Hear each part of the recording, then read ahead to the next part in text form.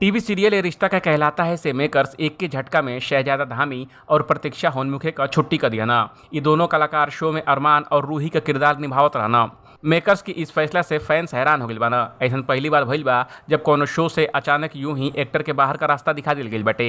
दावा बाकी मेकर्स दोनों एक्टर के नखरा से परेशान होकर के ई फैसला लिया ना हवा।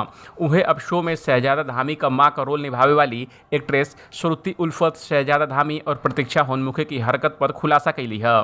दरअसल ये रिश्ता का कहलाता है एक्ट्रेस श्रुति उल्फत पिंक विला के एगो इंटरव्यू देली है जेबे वो खुलकर बात कैली है। श्रुति कहली है, हमके लागत कि मेकर्स का फैसला एकदम सही बाटे और पूरा यूनिट एकरे सपोर्ट में बाटे।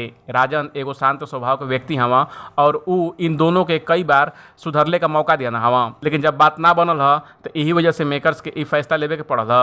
जब कोनो रास्ता ना ही बचल तब जब पानी सिर के ऊपर चल जाला तो ऐसा चीज करे के पड़ेला।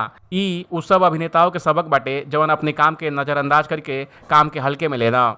श्रुति उल्फत शहजादा धामी और प्रतीक्षा होनमुखे के व्यवहार के बारे में खुलासा करते हुए बतौली है कि दोनों अलग अलग रहल पसंद करे ना। ये दोनों के छोड़ के सेट पर हर केहू से हम जुड़ल बानी। वो दोनों बाकी के साथ भी अच्छे से घुलल मिलल नहीं खा। ये बात सच है कि हम लोगों में बात होला लेकिन हम सब अच्छे से जुड़ल नहीं की जा।